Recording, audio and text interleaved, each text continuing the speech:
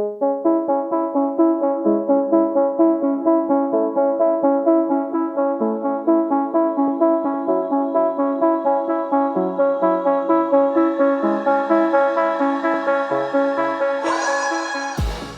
and welcome to the Blackout podcast, where I get to talk to amazing people that do amazing things. And I had you two solo, but I had to get you two together because I want to know how the magic works and makes sense. So I have Amie Cunningham and Johnson Foster, and together you guys are Thief and Bandit. And I just had a weird question. Like, who is the thief and who is the bandit? It's a classic question. That doesn't have an answer. It doesn't have an. We've been trying to answer that since day one. It's anonymous. I think it's like it depends on what day it is. Probably. How did you two meet? We met in New York City in 2002 2002. in the front of the Virgin Megastore in Union Square. Oh, Yeah. like what were you going? Who was going where? So when I moved to New York, I knew no one. I went to art school, grad school at Parsons School of Design, and I was randomly paired with a roommate. And she was from Virginia, from Richmond, and she said, I want to introduce you to my two friends who are here in art school as well. And she was like, Johnston and Andy, and she was like, they're gonna love you. And I was like, okay. And then I saw him and I was like, oh, I like this guy. Yeah. Was he in the same school? No, I had been living in the city for a little over a year. I'd moved in 2001, the end of the summer there, to go to school at Hunter College. So I'd spent a year in the city and that summer working, and we lived in Brooklyn. And then our friend Candace, who I went to undergrad school with in Virginia, which Amie had said, she came up, she took a year off. She came up a year later to Parsons. And like Amie said, they were randomly paired together as roommates. So within the first semester, we met up with Candace because she was a close friend of ours. And Amie fell right into the Virginia gang that was rolling around in the city together. And we were pretty much, took a few weeks of getting the nerve up to ask her out. She still gives me a hard time about it. What took you so long? But yeah, we've been together ever since. So it's been, going on almost 20 years of being together. How do you know? I mean, I don't want to say like she was the one or whatever, but like, how did you know that you wanted to be with her? That Canadian charm. And you? The Virginian charm. Oh my God. But yeah, you want to say something. Oh, I know. I mean, I was immediately smitten. I'll admit it. It didn't take much for me to enter her. And she was, she was new to the city and she wanted to meet new people. She was outgoing, easy to talk to. And we immediately, after meeting her, we went to the studios. I don't think it was the first night we met, but we went and visited the studios, which was right by Union Square. And they lived 2 or 3 blocks north of Union Square. They live right in the middle of Manhattan. So we went and visited the studios at Parsons. And immediately I was like, this girl's mega talented. Like, I love her painting and her drawing. And she had moved to the city and had spent the first couple weeks not knowing many people. And she was just working her ass off in the studio. And it was filled with amazing paintings. And I was just taken by the talent and just, she was driven. And so that was really cool. And we were all just like art nerds, and excited to be young and living in the city. And we had such a good time. And like I said, I moved up to the city with a bunch of my friends from Virginia. So we were all very tight. But she fell right into our crowd, and we just spent the next 4 years just having a blast living and working and learning in the city. And it was quite an experience. And it was the same for me. Like, when I first went to his studio, I was like, what? Like, who is this guy? Because his work was so, insane. The first thing I saw was the mini couch. He made a miniature couch, like maybe a third of the size of a real couch, like upholstered and everything. And there was a a bong sitting on it, just smoking continuously. Like the bong was sitting on and it was an orange like 70s couch with like a giant purple bong, and so that was one of the art pieces, and I was like, what is this?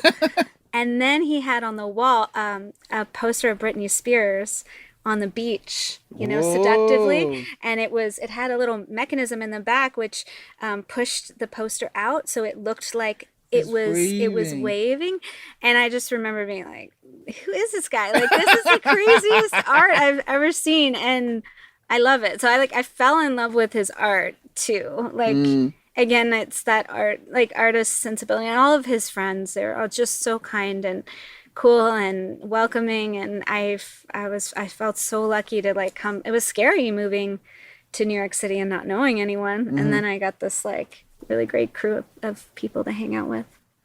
Yeah. So you spent 4 years there in during your at school.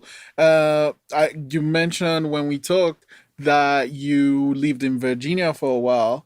Like, did you move together to Virginia or? Yeah. He moved down a little sooner than I did. Well, we were both in grad school, and I was going to grad school part time, and so Amy was in full time. So she finished her program in 2 years, and so my last year of school, she worked and she got a job as a Nanny. babysitter, like a nanny, and worked in her studio, and I finished school, and then when I was finally done with school, she wanted to leave. I think she was kind of like, it's time to roll out. Like, New York has been fun, but it's time to like change gears, and let's try something different.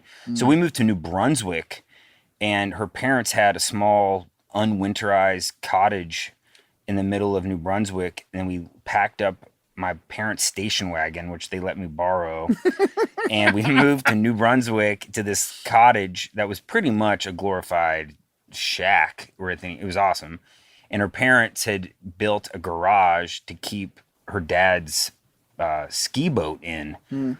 So we spent the fall and the winter hanging out in this place, like down by the water, and like just making stuff, and just it was kind of like escape from New York Yeah, but style. like, so wasn't it cold? Because you said it Oh, it was. was freezing. And we got there, and here we are, like city, like, we're living Right. in the city. We go from literally the most extreme opposite of living in Brooklyn and Manhattan to the middle of New Brunswick. And I had not wasn't used. We had to like make sure the pipes didn't freeze, and which they did. Oh And my also, it gosh. was all this like learning curve of being out in the country, right? And we went away for Christmas, and we came back, and I had failed to drain the pipes, so the plumbing had frozen. So we ended up like we built an outhouse, right, in the Yeah. shack, and we had no running water, so we were having to like bring the water in, and the driveway that came down to the cottage, which is about like half a mile, was snowed in during the winter, so we Yeah. would have to park the car up on the main road And and then. like hike snowshoe Yeah. in. So it was like this amazing but pretty wild 2 years. We took a break in the summer, and I went back to New York to work on a project, and she went back to Ontario to work with her father and live at home for a while, and then we came back. But it was this crazy sort of trial by fire in living in the country, Mm. and it really was, I think, like the test of our relationship. I was gonna was how did like did that? I mean, he brought you closer, but like, how did you handle that, Amy?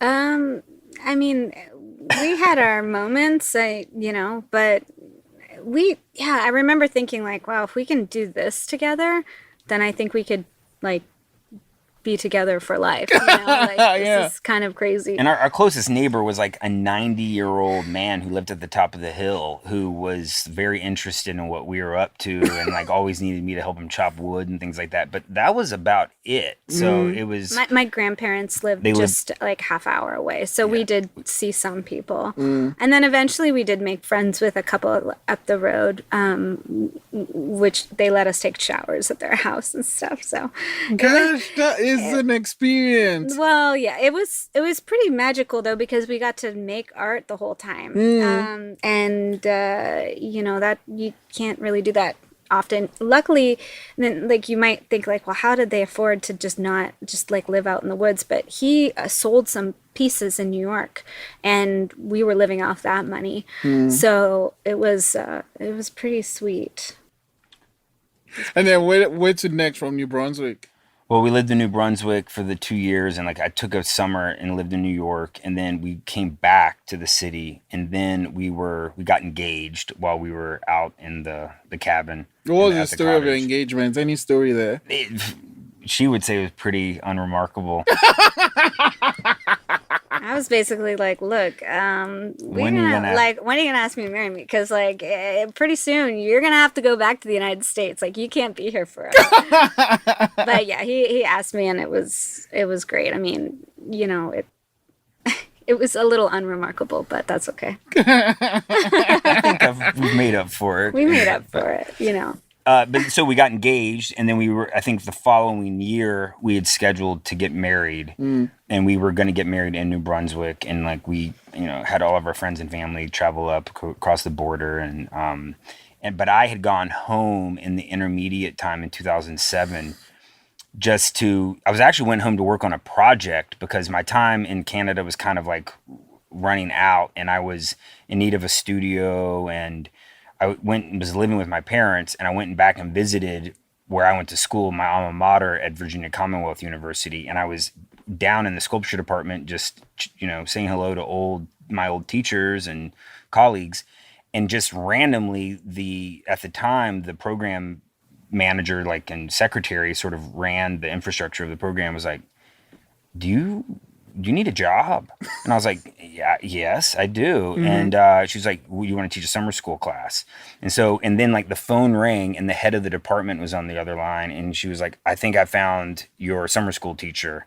What do you think? And she's like, of course, hire him. And then, so I walked out with the job teaching the summer school. And then they invited me back for the fall. And then I got a job that was in the sculpture department. And then I got a job teaching 2 classes in the art foundation with the freshmen.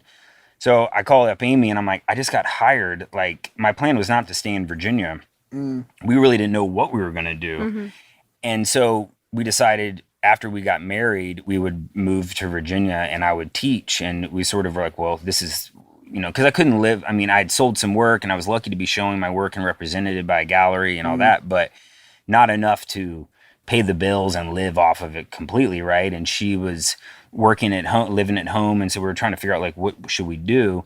And so after we got married, we literally hung out for a week in New Brunswick, packed up that same station wagon and drove it back to Virginia with our dog and all of our belongings, and moved into an apartment. And literally I had I think 2 days between us moving to Virginia and class started. Whoa. So we were thrown back into that. And then she was not a permanent resident yet, so she wasn't able to work and was basically hanging out and making art and things like that on her own, and eventually got her residency and eventually started teaching with me as well. So that's what led us back to Virginia. And how long were you in Virginia for? 5 years. 5 years, yeah. And that's when you kind of that's when you had Wolfgang and started. Yeah. And was he doing anything for Thief and Bandit then? No. Oh, okay. So in that downtime where I was kind of waiting for my residency because I couldn't work legally, I was in my studio making stuff, and that's when I was in the t-shirt art show, and then started learn how to screen print. And again, we got to Virginia, and a lot of the friends that weren't his friends that weren't in New York were there. So again, there was this great little artist community there that we fell into right away. A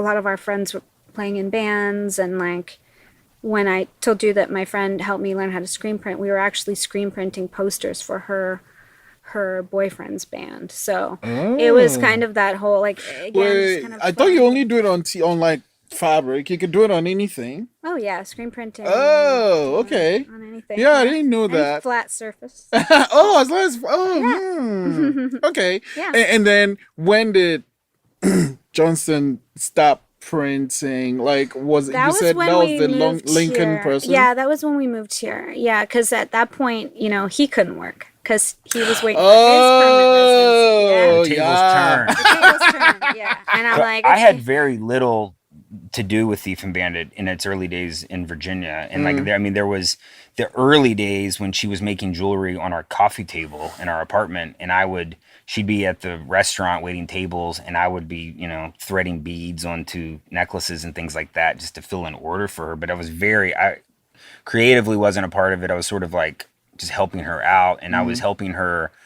We would go to the craft shows, and I would help run the booth and run things and, things like that. But as a part of the production, I had nothing to do with it because I was busy teaching and I was busy working on my own deadlines for my own art projects. So, and I always kind of sort of separated myself from it a bit because I was like, that's Amie's thing and she's calling the shots and it's her vision. And I was busy, but we were living in it. We shared a studio and eventually we moved into a home where the top floor of the house was Amie's Thief and Bandit sew shop. So I was around it a lot, but it wasn't until we moved back to Canada and I had no residency status and we were pushing into this new, developing the print table that we spoke about and that she spoke about in the last podcast. So yeah, talk me, like you said, it was someone that worked on Lincoln, like the film. Yeah, so we met this guy, and I think it was all through, we needed someone to expose screens for us, to burn the screens to make the prints. And we were told that there was a guy in a neighborhood that I actually had a studio in that he could do it for us, and really sweet guy. And he took us into our shop, and we were just blown. We had no idea what we were walking into.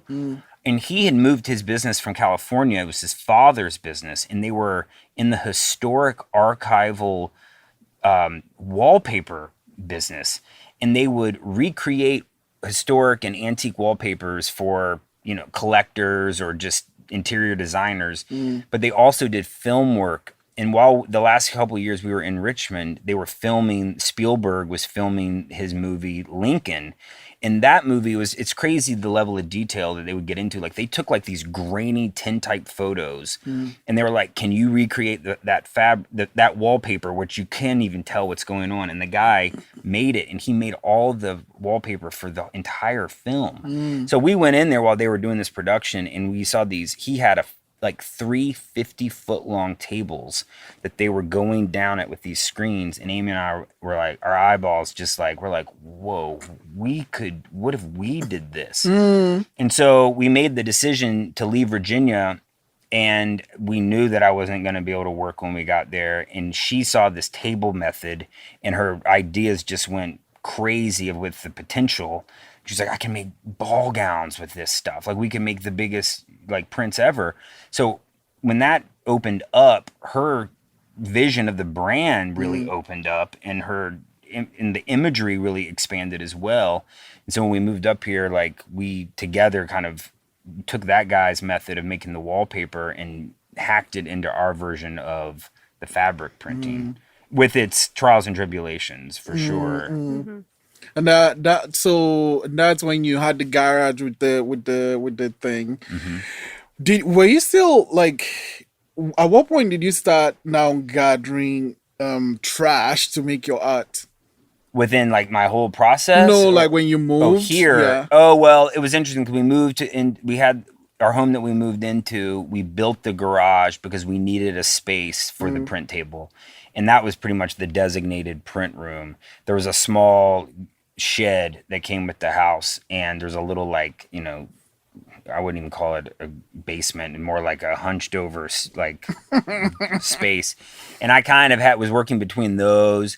It was limited, and I was gathering materials, and I had kind of scaled down my tools and things when I moved up here just to make the move easier. So I was working out of a small shed, and eventually we got rid of that shed, and I rebuilt a bigger shed that was probably 2 or 3 times bigger than that, but it was still pretty small. And I was like pretty limited in the space I was working in. Eventually I rented a space in Spryfield and outside of Halifax, and I kind of had some like temporary spaces that I rented or was working at home. But eventually the last couple of years, we built another extension to the house that became my permanent studio. And then the upstairs is sort of like a multi-purpose room for like Amy's photo studio, her office, like a guest room, sort of like a playroom for the kids. And Amie, so you have all this creative side, but when we're talking, it's almost as if whenever you're pregnant, you need to do something. How, like, do you two handle? Because you have three boys now, and the business. How do you handle that? That's a good question. We just do. I mean, you just do it. Like you One moment at a time. yeah. They've grown up with us. They know that we're always have a project going. We're always working. But we've always sort of told them, like, you're lucky because we are home a lot. We might be working on our own thing, but like we're here, and we were for a long time, I was there all the time, and there to pick them up from school. And I was always home, right? But I mean, they're really good kids and they're really creative too. And they understand. I mean, I think the struggle that Johnston and I have had over the years is just who gets time to work in their studio when. Oh, Like, and there's always like, I got a million things on the go, always, and he's always got projects that he wants to work on too. So, there have been some moments where it's like, okay, go work in your studio, I'll do this, and there can be some animosity there for sure. And now We've made it like we've adapted, like, I mean, there's definitely a push and a pull, and we definitely have our moments of finding balance, but I think that we've achieved some singularity in it where it's like we know when the other needs what they need and we can balance it. well, we right? both understand that we both have these projects and we You want to just get have them to done, and do we it. believe Yeah. in each other too, and it's like I am the biggest fan of his art, and I want him to be able to do what he needs to do, but there's also the element of, well, we need to make money, and like he's an excellent screen printer, the best screen printer we've ever had, and like he Second. maybe second, I don't know, Matt was pretty great, but yeah, like there's just that kind of element of like, okay, well, we need to make money, we need to keep this family supported, but we also, there's these creative projects, because like with Thief and Bandit, there is a steady-ish income that comes with that because it's a business and we sell things regularly.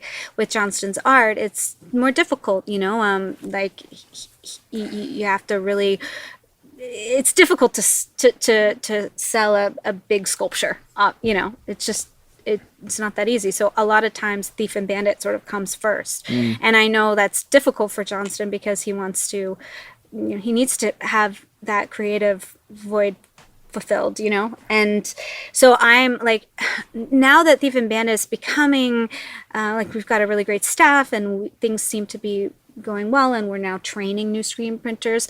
I'm hoping that with the launch of the new shop, the concept shop, we'll be able to move some more of his art so he can start focusing more on his work.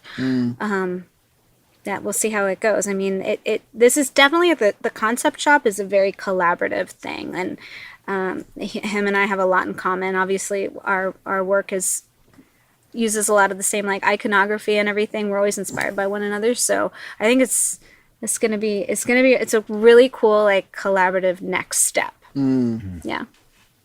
And like, at what point did you officially get on Thief and Bandit? Like, was that once the table was in the garage, or when you moved into the shop?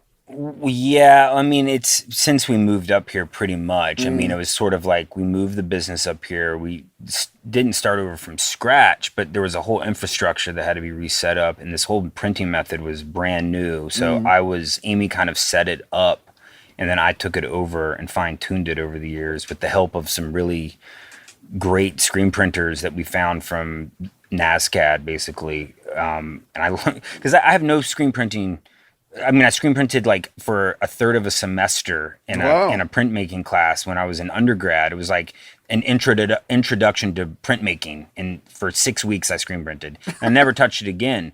So when I came up here, it was really learning from scratch and getting reacquainted with Mm. it. And it's a very different process from how I make my sculpture and my art, right? So, Mm. but it was also really fascinating to me, and it was also like kind of out of my comfort zone, but it was repetitive and almost meditative in the sense of like the way I like my sculpture to be. Mm. And I looked at it as a temporary thing at first. Like once I get it up and running, I'm gonna like step back and go back to my sculpture.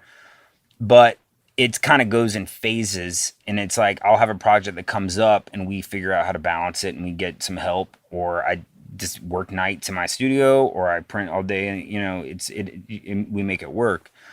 But it's funny because like I was getting anxious about switching the roles and not printing anymore, and I'll be honest, feeling a little bit of resentment that my time wasn't mine. Mm. But as soon as we started, like, Wayne was like, well, I'm going to get a new replacement. I'm going to get a screen printer so you don't have to worry about this. And then I was like, oh, but I'm not ready to let go of that. Like I didn't realize how personal and Yeah. attached I had gotten to the printing process and how much I like it, and it's a bit of a love-hate relationship because sometimes it's really annoying, but because it's just like so precise sometimes, and I'm not the most precise person, but I've gotten to where I really love the process. And like the last year or so, it's weird because during COVID, I was down at the studio for 6 months by myself printing all day long. And I think finally, after 8 years of doing it, I got really good at it. I'll say I got better at it. But I've had a lot of assistance from our former screen printers that went to school for printmaking, and I learned a lot from them, right? But so like now I kind of, in the last year, 2 years, 3 years, I feel so much more a part of the brand, and rather than just like a hired hand, I feel like I'm a part of her vision, and it's more of a shared collaboration rather than just me working for her, And I always say, "Oh, I work for my wife," and she's always like, "Don't say that." Like we work together, And I'm honored that she sees me as part of it rather than just like One of the staff. exactly, and like we always, bounce ideas. I'm the first person to see the new print designs, and I'm always the first person she asks for my opinion, and like we don't always agree, but like we're there through the creative process from my studio practice and hers, and it's like if she's not, I mean, really, it's like if she's not into what I'm doing, then like I really, if she's not pleased, like I have to revise it, like, I mean, her opinion means the most to me. Sometimes there's a lot of hands.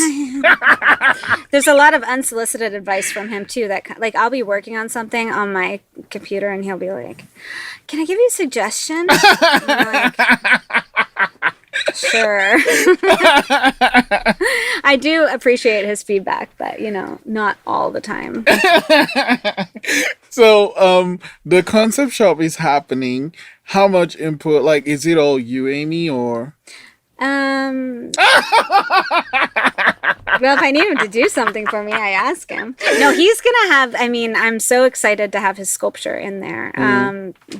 But he's got ideas. He's brought in one of our friends who's an artist who does audio, and he does like experimental music, and he was like, oh, what if we brought in Jimmy Joe's like art tapes? And I'm like, that's a great idea. Like, I love that. And then skateboarding is a huge inspiration for both of us. I mean, Johnston's been interested in skating and skate culture, and so have I. Our kids skate, and we printed skate decks back in Richmond, and that was really fun. So we decided that we're going to do that in this space too, almost like our prints on skate decks. Johnston will print, which will be like a cool collaborative thing between the two of us. So yeah, there's definitely like we're working on this together for sure. I see it as it's a collaborative project, definitely. Yeah. Do your kids think you guys are cool?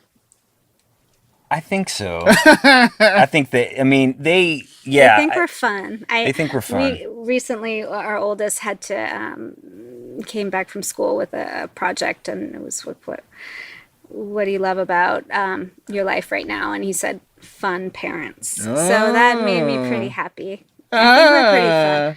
Ah. But they're so involved in everything, and we want them to be involved in the business. You know, like they've got some good ideas too. I look at some of their drawings, and I'm like, I'm gonna steal that. You know, like, oh, that's a good idea, Dad. I'd like to take that.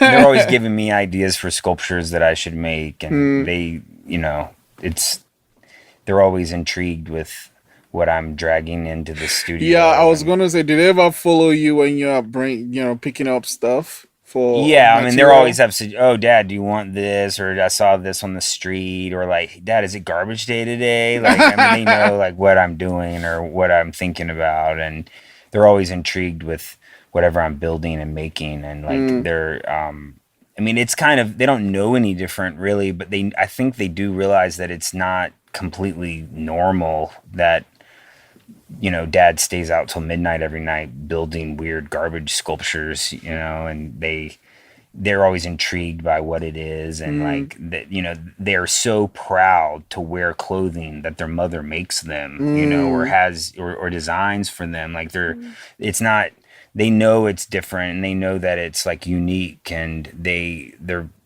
rock their clothes out. Like they think it's really special. Especially the baby with his suspenders. I think Oh yeah, he's they all have so their stylish. own style. Yeah. Like they definitely yeah, vibe off that kind of thing. And like for me, like I'm super inspired by their art. It's so free, and you're a kid, you don't unschooled. They're like little outsider artists. And it reminds me of like when I was a kid, and that's like when you're a child and or a teenager, and you're like, you kind of hit your moment there where you know what you want and like, and it's like you always go back to that. So I love watching them, and I love watching them like make art and draw, and their ideas are so like free. It's pretty incredible. I would like to do a print collaboration with Dutch, our middle child. Like he's got some really cool ideas, and we've talked about that, and we're always like, guys, make stuff. We'll put it in the shop. Like, put in your college tuition fund. Do you think they'll go to art school too, or? Probably I don't know. They're really into comic books. Really into comic books. They're really into movies. They're interested in like acting. They're really into gaming too, so they want to learn to code, and Oh. they're definitely like leaning towards their interests. As far as no one says they want to be an engineer or a lawyer yet, which we probably get. Does that make you guys feel happy? Yeah, secretly? it's interesting though. I like them to make some money. Yeah, the business could use a lawyer and an accountant. How could we send them to come back to us?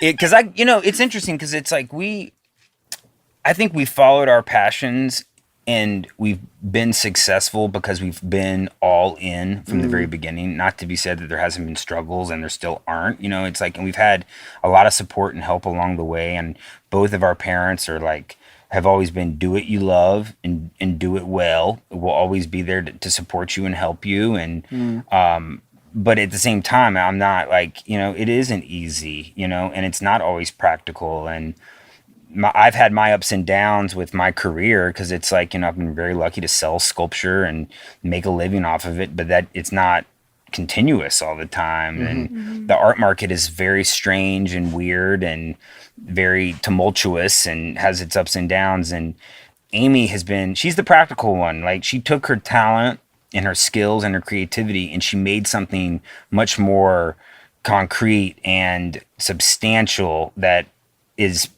works in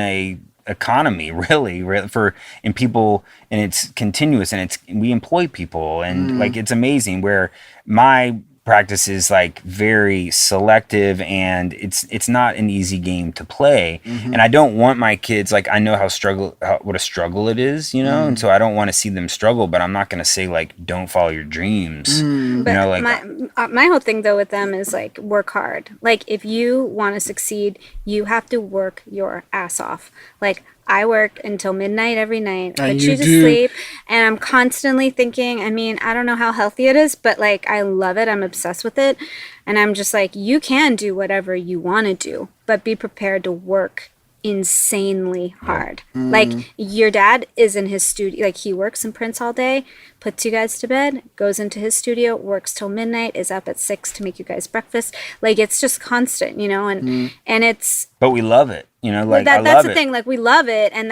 that's kind of what I want to instill in them. I mean, I grew up, I saw my dad work his ass off to get to where he is now, and was really inspiring. It's a completely different operation that he has going on, but like I have to do the same to make it work for me. I just want our kids to know that that's work hard and be nice to people. Like that's my motto. Like, Oh, nice. You know. Okay, I'm gonna for both of you, I'm gonna end with this question, right?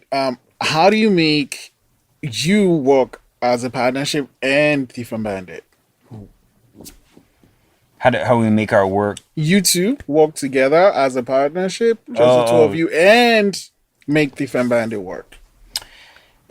Kind of goes hand in hand. I don't think. really see a difference. Yeah. I really don't. I mean, our lives creatively and business wise and family life are so integrated that it's all a big, beautiful mess at this point. And it's like, we're balancing the kids and domestic duties and then our own creative endeavors and then the business side of Thief. I mean, it's all like one. We have like goals with.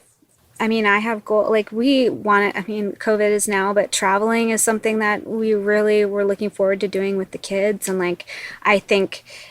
Make flash forward 5 years, if we could, like, if Johnston has an art show and like out in California, we'll bring the kids with us. Like we all really want to go to Japan. Like that's Oh huge. man, I want to go to Japan too. Okay, let's go. We'll go together. And then, but just like, okay, how can we make it a business trip at the same time? Like, can I do a pop-up shop there? And it's bringing the kids on board with that as well. It's really fun. I feel like they're pretty excited and into it, but it's one big, beautiful mess. And it's like from the 100%. very beginning too. It's like Amie had spoke about in her interview how, Wolfgang was 4 months old and he was in the car and we did a craft show fair in California. We drove from LA all the way to San Francisco and back, and it's With a been 4-month-old. it's been mixed. I can't even imagine it. It was wild. And we think about it now and we're like, what were we thinking? Yeah.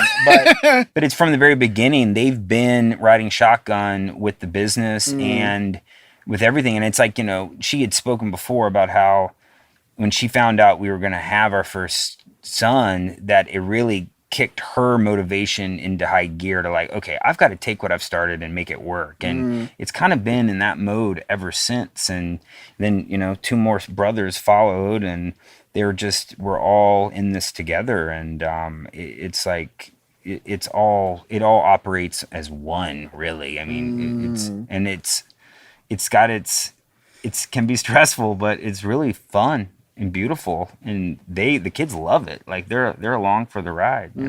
As long as you're having fun and loving what you do and working hard at it, sky's the limit. Right. Thank you so much for coming on the podcast. Like, it was great having you individually and then having you together, kind of seeing it work is like having my mind run. So I'll talk to you about stuff. Yeah. Thank you so much. you. Thank you. It's been a pleasure.